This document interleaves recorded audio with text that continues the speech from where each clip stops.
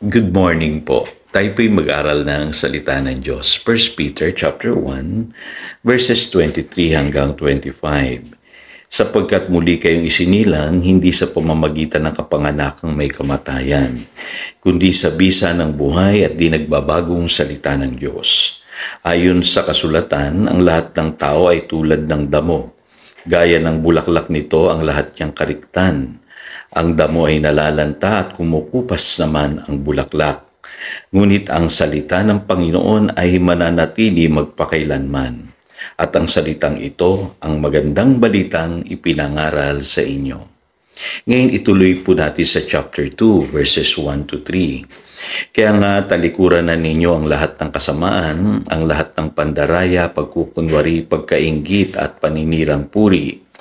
Gaya ng sanggol, kayo'y manabik sa dalisay na gatas na espiritual upang lumago kayo sa pananampalataya hanggang makamtan ninyo ang ganap na kaligtasan, sapagkat sinasabi sa kasulatan, naranasan na ninyo ang kabutihan ng Panginoon.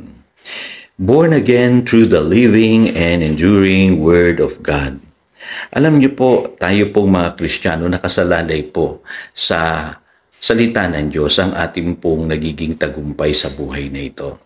At dito po ay pinaliwanag po ni Apostle Peter yung karanasan po natin nung tayo po ay na-born again. Ano po?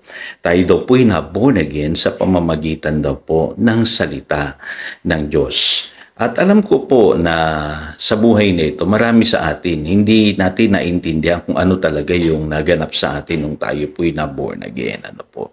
Alam niyo po ba, napakahalaga na maunawaan natin kung ano yung naganap sa atin nung tayo po'y na-born again. At alam niyo po, dito nakasalalay yung pagiging matatag natin sa buhay na ito. Ang sabi po diyan, tayo daw po'y na-born again sa pamamagitan ng salita ng Diyos. Kasi ang tao daw po ay hinahalin tulad dito ni Apostle Peter sa damo at bulaklak. Ano po? Natutuyot, nalalanta. Pero ang salita ng Diyos ay mananatili magpakailanman. Kaya nung kayo po'y na-born again, ganito po ang nangyari. Nakinig kayo ng pangangaral ng salita ng Diyos. Naipangaral sa inyo na si Kristo lamang ang daan para tayo po ay maligtas. At nung tinanggap ninyo ang mabuting balita na nalig kayo sa Panginoong Hesus bilang inyong tagapagligtas at Panginoon, dumating sa inyo yung kaligtasan. Kaya alam niyo po na born again tayo sa pamamagitan ng salita ng Diyos. Hindi dahil sa tayo umanib o nag-join sa isang grupo o napasama lamang sa isang religious group. Ano po? Ang iba hindi nila naiintindihan na ang pagiging born again ay naganap sa buhay mo nung ikaw ay nakaunawa ng salita ng Diyos sa pamamagitan ng pangangaral ng mabuting balita. Ngayon, ito mahalagang katotohanan na dapat nating maintindihan. Nakasalalay din yung paglago natin mga kapatid sa ating Christian life. Hindi lamang doon sa naunawaan natin kung ano yung naganap sa atin nung tayo na born again, kundi dapat maunawaan din natin kung ano ang ginagawa ng Holy Spirit sa pamamagitan ng salita ng Diyos sa ating buhay ngayon. Okay? So, isa-isahin natin yan. Unang-una po, yung born again experience po, mahalaga po yan. Unless a man be born again, he cannot enter the kingdom of God. You must be born again. Yun po ang argument ng Panginoon doon sa John chapter 3 nung kausap niya si Nicodemus. Kaya sa 2 Corinthians chapter 5 verse 17, therefore if anyone is in Christ, he is a new creation. Pag sinabi pong new creation, yan po yung greatest miracle na ginawa ng Diyos sa iyong buhay. Kasi binago ng Diyos yung iyong pagkatao. Ano po? Kaya sa Biblia binabanggit po na meron tayong bagong pagkatao sa 2 Corinthians chapter 4 verse 16. Sabi diyan, the inward man is being renewed day by day. So araw-araw pala nababago yan. Ngayon, malaking question lang, paano nababago yan, Pastor?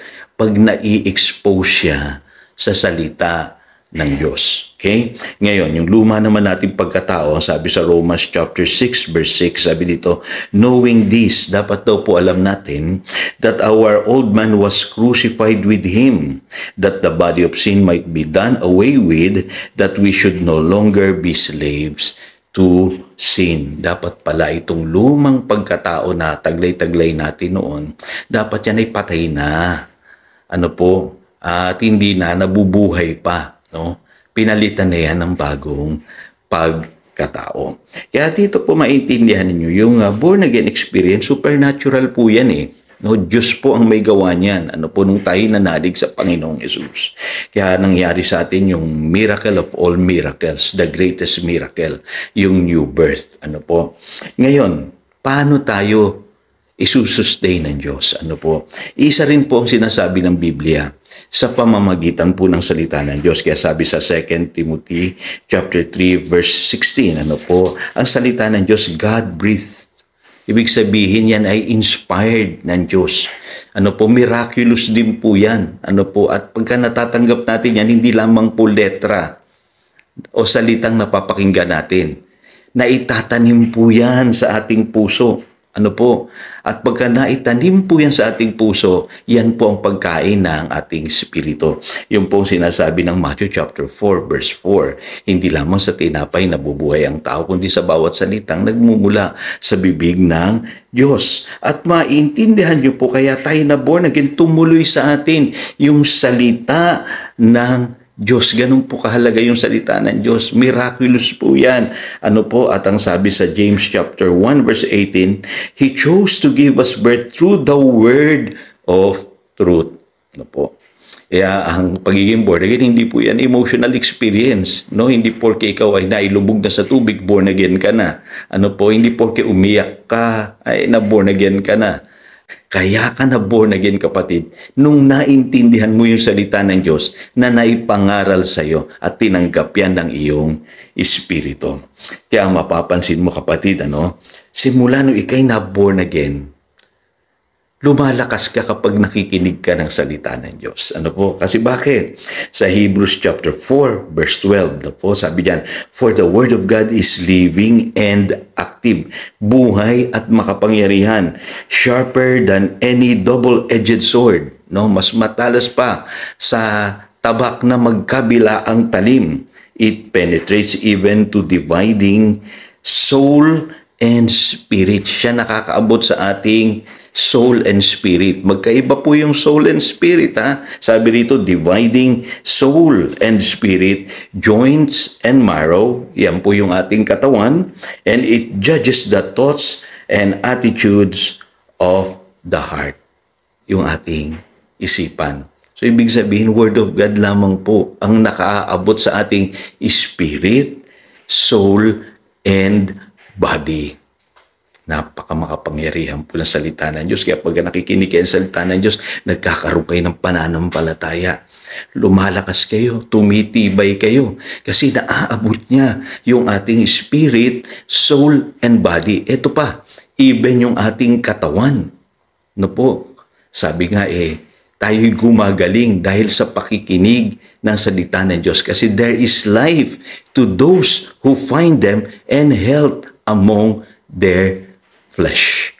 Kita ninyo nagagawa ng salita ng Diyos. Sabi sa Kawikaan chapter 4, hindi lamang sa ating spirit, hindi lamang sa ating soul, maging sa ating body.